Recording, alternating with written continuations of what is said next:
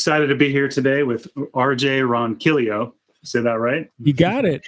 All right. Thanks, Paul. And good to see you, my friend. Good to see you. So I guess I'm going to start off with the September issue of Guitar World magazine. I'm flipping through it, and I see, the hottest guitarist in the world right now. Hottest new guitarists. I'm sorry, hottest new? It doesn't say that, does it? In the little, it's like in a little inset right above hottest. Oh yeah, you're right. Hottest new guitarist. So are you a new guitarist? I don't think so. Apparently I'm new.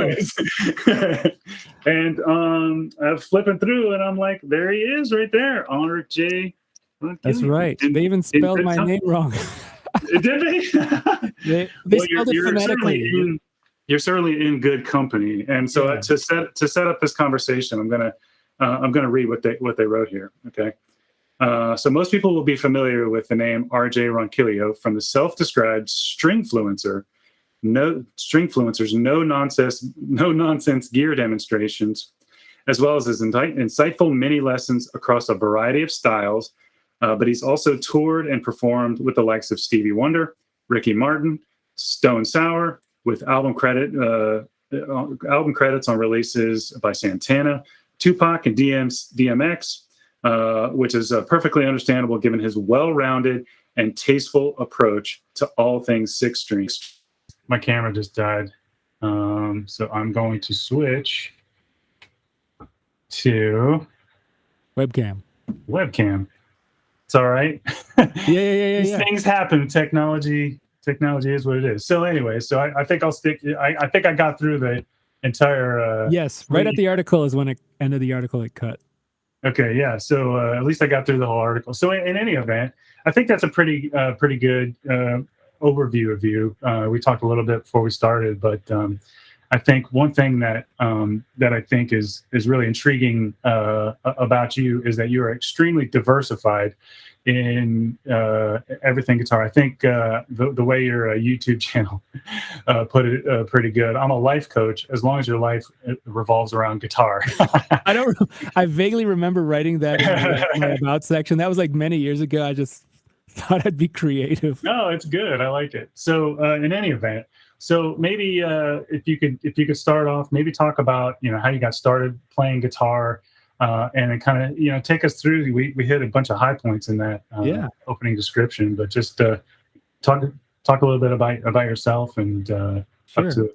Get us up to speed on what's going on. Well, I'm a child of the 80s, and I say I'm a child of the 80s and a teen of the 90s, because that's basically how it all went down. I became a teenager right at 1990. So, child of the 80s, I started playing guitar. My very first memory of playing guitar was probably around 9 years old. So my dad is kind of a hobbyist musician. So he always had instruments around the house. We had pianos, drums, guitars. My dad played saxophone and sang. So it was a very musical household. He's not a professional musician, but like many Filipino people, music was a big part of the culture. So I was kind of born into it automatically. But the guitar wasn't my first instrument. My parents made, I wouldn't say they forced us, but my older sister and I, we took piano lessons at an early age. I was 6 years old. She was 8 years old. And we did it for a couple of years, and it was fun. And from that, we got a really basic understanding of theory and how to read music and, how to read rhythms and all that stuff. So I think even though I didn't stick with piano, I think it was a great basis for learning music in general. And I actually suggest every musician learn how to play piano, even if it's just like really rudimentary stuff. But from there, I actually moved to drums. I think I can't remember if I got a drum set for like my birthday one year, but it's a loud instrument, and if you live, with a family in a house of 5 people, it's not a good instrument to have. And I actually had it on the second floor, not in a room, kind of, we had a loft area. So anytime I would play it, everyone in the house would hear it. So eventually we put it in the basement, but I kind of got the hint that no one was liking what I was playing.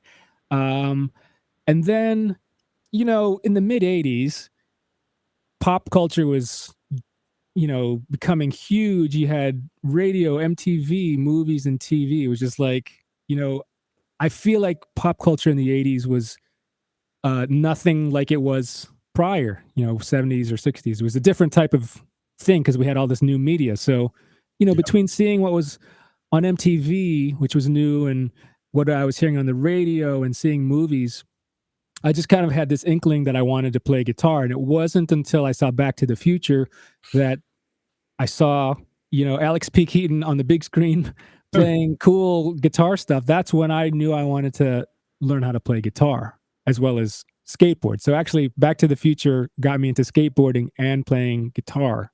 And at some point, I left skateboarding on the side of the road, and then I just stuck with guitar. So, yeah, mid '80s is when I basically started playing, and I was hooked. And a lot of it was the pop culture that was around in the '80s, and the people that were around me. My older sister, my friends we all loved music. That was the coolest thing at the time. So Yeah. So I checked out your YouTube channel. I think that's probably what possibly most well known for. You have what, maybe 100, almost 150,000 subscribers. I looked at a video you did 14 years ago, 5 bendy blues licks. mm, And even that is it's a good video. So you've got like a massive library of lessons and videos. So it's going to be a little challenging to compartmentalize your career track. sure. So maybe take us through, picking up the guitar through some of the high points. Obviously, you've toured with some pretty significant names. You're living in Nashville. So for an aspiring guitarist, maybe to talk about your career track from when you started to get, good enough or confident enough to feel like you can audition for things and whatnot, and all the way up through, starting your YouTube channel. Sure. So, growing up, obviously, I started playing guitar and I started forming bands with my friends all through up high school.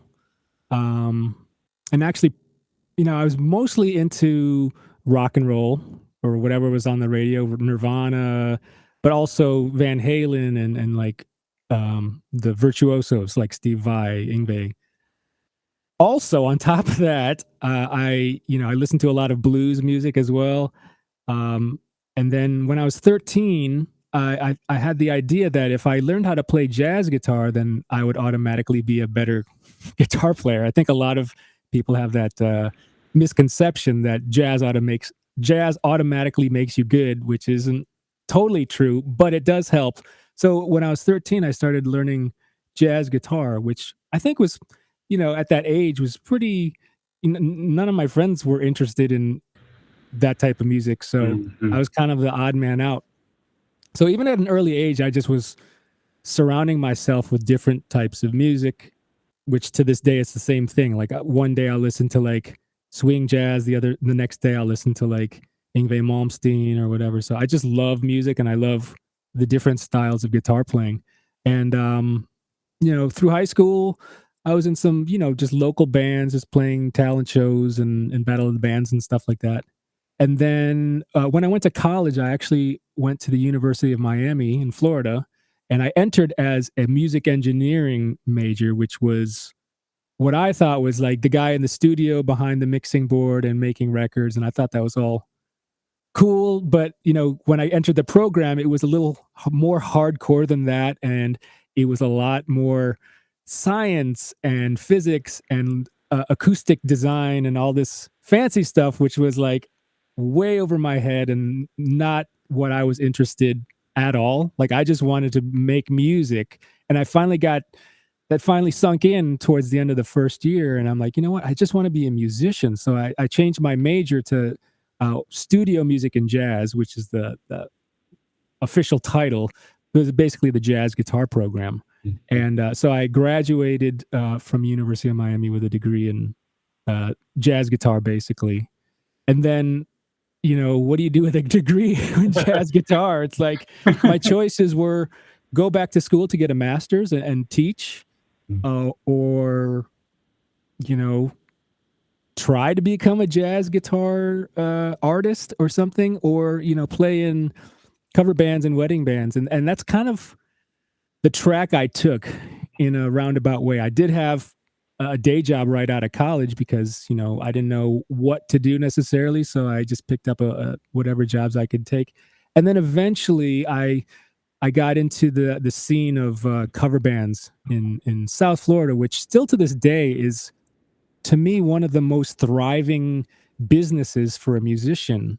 That maybe Nashville is equal, but it's a different type of thing. But um, I, I knew so many friends right out of college that were buying houses after joining wedding bands. They were buying houses at like 23, 24, because they were making a good living just playing covers and wedding bands. So and still to this day, it's still a really really good industry to be in.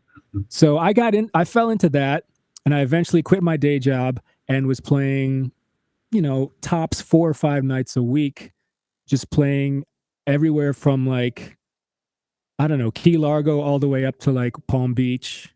That's kind of like the tri-county circuit that we would do. So many restaurants and bars to play at.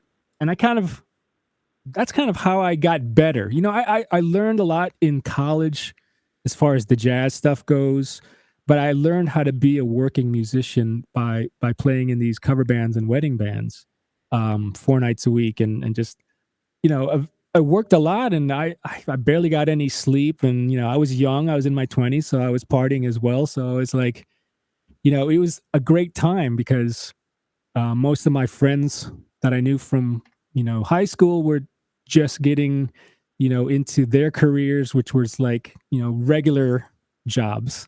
And then I was just playing guitar for a living and having fun in South Florida. So eventually that turned into meeting the right people that were looking for guitarists to tour. So the very first tour that I ever got was with this reggae band called Inner Circle. Most people know them from the theme song from Cops, the Bad Boys theme song, and they had a couple of other hits in the 90s, but that was my first touring gig. And how that happened was I was actually in I guess it was the house band for the Miami Heat basketball team. So I think it was every Friday, or maybe like every other Friday, we would play at the arena, and we were the music between timeouts or whatever, or between periods. So the drummer from Inner Circle came to one of the gigs, and at the time they were looking for a touring guitarist. So he saw me playing, and that was that. So I went on the road for them, and I ended up touring with them maybe for the next 5 years, just off and on. And it's funny how that kind of was one tour that I got, but all kind of out of the blue, I started getting calls for other artists and started gigging more outside of the cover band thing. And I started just getting calls for like, oh, can you play the MTV Latin Music Awards with this artist or whatever? So I started becoming a sideman. I like to call it the session guy or sideman. So that time period, I want to say somewhere between 2002 to 2005, let's say, everything started clicking as far as like my name got passed around in town. So I was doing Latin gigs, R&B gigs, sessions. I was just getting called for sessions for like hip hop artists or whatever. So that was kind of like my golden age when I was living in South Florida.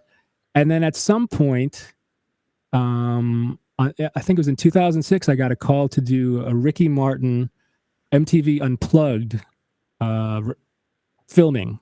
So this was an MTV Unplugged, all the acoustic guitars. At the time, regular MTV wasn't doing them anymore, but MTV Latino was doing them with a bunch of artists. I think Shakira did one, and some other artists did it. So I got called to do that, and from that, it kind of turned into a tour the next year.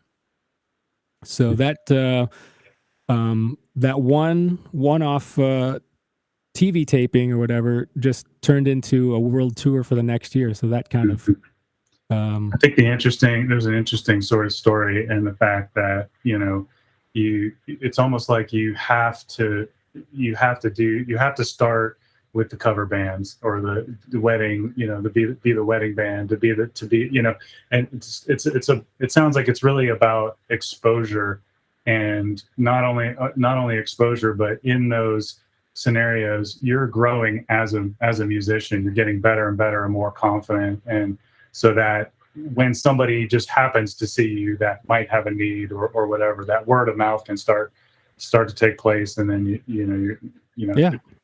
yeah.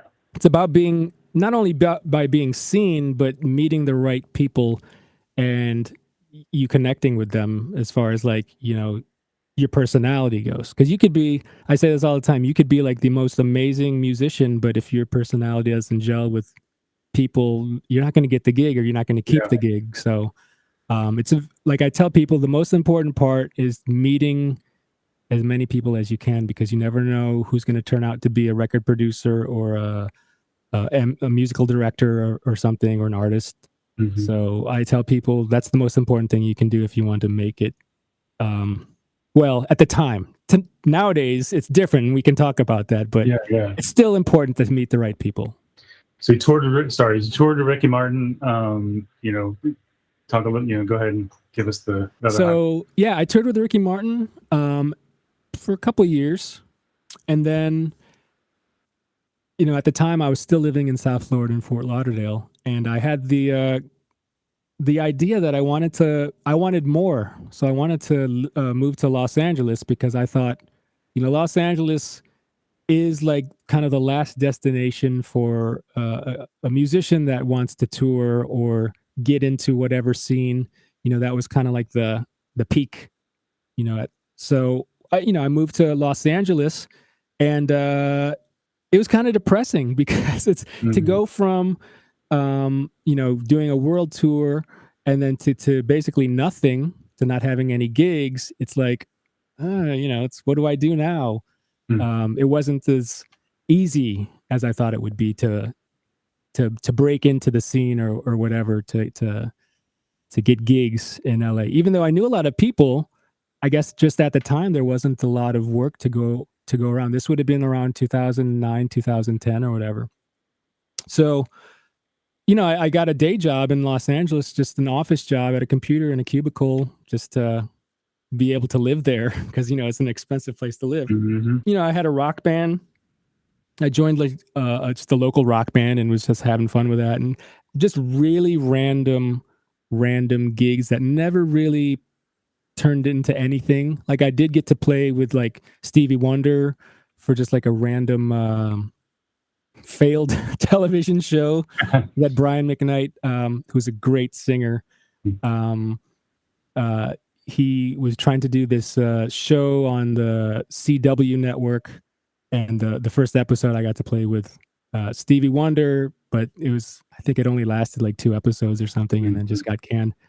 But like I say, everything happens for a reason and opens doors. And on that first episode, I got to also meet and play with a singer named Judith Hill, who's become a good friend of mine. And she went on to, prior to that, I think she was singing with Michael Jackson back up, and she ended up singing backups with Stevie Wonder and started working with Prince. So her first album that came out was actually produced by Prince, and I actually got to go on tour with her a couple years ago. So we had this friendship that started from that one gig. So, everything happens for a reason. Mm-hmm. But yeah, even like living in Los Angeles, I was still getting calls from Miami to do tours. So I kind of left Miami to go to LA to leave what I was doing in Florida, but it was still calling me back. Mm-hmm. It was nice because I was still getting work, kind of like remote work or whatever. But it just wasn't what I wanted to do. And, I was there for maybe 6 years, and it was pricey to live there, and B, I wasn't where I wanted to be at. as far as gigs, and I'm like, you know what, let's try something else. So at the time, uh, my wife and I were planning on moving back to the Midwest to Chicago. So we're both from Michigan, and we wanted to live in like a big Midwest city. And Chicago is a great city, and we had a lot of friends and family there. So we ended up going to Chicago, but at the same time, I got a call from my friend here in Nashville that they were looking for a guitar player for a touring band. And they wanted my recommendation if I knew anyone that would be able to do the gig. And I'm like, you know what? Let me do the gig. I'm moving to Chicago, but I'm willing to, drive back and forth or commute or, figure this out. I didn't want to move to Nashville straight away because we didn't know anything about the city. We didn't know if we were going to like it or not. So that actually gave me a good year and a half to like suss out the whole city and the neighborhood and the vibe before we actually moved to Nashville, which we did a year later after getting that gig. Wow. Okay. So the gig was with a country duo named Thompson Square, and I did that gig for 5 years. I think 2018 was my last gig with them. Mm-hmm. So it sounds like you've had a very diverse, you had your early influences were rock and jazz all over the place. Mm-hmm. Toured with country bands, Stevie Wonder. I mean, it's very, very diverse. How important do you think it is for a guitarist to be well versed across different genres of music, as an artist? Well, for me, at the time period that I was coming up into becoming a professional musician, let's say in the early 2000s, I felt it was important to be able to be what we call a chameleon and be able to fit into any genre. Just because, like, I looked up to people like, the studio session guys, Steve Lukather, Mike Landau, Dan Huff, and like, those guys could basically do pretty much any gig. So I kind of I modeled I don't say my career, but the way I approached being a professional musician, I modeled it after them. So I kind of not only wanted to spread myself over different genres because that would mean I could get more gigs, but also I do genuinely enjoy all those styles of music. It's not like I'm totally calling it in or faking it, Mm-hmm. There's some styles that like I can't play, and I'm the first to admit it. Like, don't call me to do a gypsy jazz gig or a flamenco gig because I can't sell it. Even though I've done those gigs and I've felt really bad about it. But yeah, I just kind of felt that it would give me more chances to get different gigs, and as well as more chances to learn about these styles of playing and really absorb myself in it. So, but today, today I would say it's not super, super important. It really depends on what you want to do. So to talk about that a little bit. So today, we talked a little bit about your journey. So like, let's say if you're a aspiring guitar player today, and you have hopes of, quote, making a living as a musician. I mean, you're kind of living proof that diversification is important. You're an instructor. You've got a YouTube channel. I see you all over the place, right? So you're in the guitar world. So like what's an important, what kind of advice would you give somebody that? Well, I think people are luckier today because there's so many avenues where you can monetize being a musician, not just, being a working musician, like a traditional working musician, playing gigs, doing sessions or record, touring or any of that stuff. That was kind of like, back in the day, that was the only thing you could do to become a successful professional musician. But nowadays, you have so many people that are online and so many people on social media that are doing amazing, whether it's teaching, doing gear reviews, being a personality, just kind of talking about gear, or, making short videos on TikTok, and selling, whatever courses or merchandise or something. So there's so many different ways now that you can become quote unquote a professional musician or a working musician, so they have it easier today. Yeah. But it really depends on what you gel with. Some people don't like teaching or are not teachers, or some people don't like talking about gear. So you kind of find what you like to do, what you're passionate about, and you stick with it. Me, I'm, because I've said already that I love different styles of music. I love trying different things. So I've kind of spread myself all over the place. Like I like to make, YouTube guitar videos of like gear demos or teaching or other fun stuff, vlogs. And partly it was because I was getting interested in videography. So learning how to work a camera, learning how to edit, that was really interesting to me. I kind of like was more interested in that for a while than actually playing guitar or playing music. I wanted to like become, it was another way that I could be artistic. And I'm not like a visual arts person. I can't draw, I can't paint. I'm not a very good photographer, but editing video and getting camera angles and lighting and all that stuff, that's fun to me. And it's something different than music. So that's a good combination to have, a good interest to have in your universe, yeah, it definitely age, it definitely helps, especially if you plan on being on social media, is learning how cameras work and video and all that, and editing and all that stuff. What are some of the projects that you're working on now, and how can we find out more about you and just connect with you and get involved with what you're doing? I'm still, cranking out YouTube gear demos. It's funny because like I've become more of a gear demo person, which is fine. But there was a time where I wanted to do like more touring vlogs or more lesson videos. But my schedule has gotten so hectic with gear demo videos, which I'm not complaining about. I love it. So it's hard for me to find time to do all the other stuff, but I'm trying to. And one of the things that I think a lot of people have been asking about is if I'm ever going to put out an album or some sort of recorded thing. So that's kind of what I'm working on now, is a guitar instrumental album. Awesome. So that's Can't wait to hear something. that.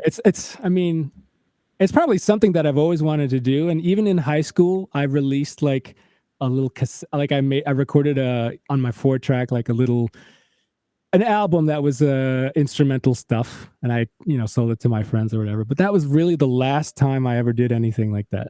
How would you describe that style, or that, like, what I'm doing now? Give us a teaser of that album you're working on. I'm gonna keep twisting your arm until. Yeah, well, it's funny. It's changed.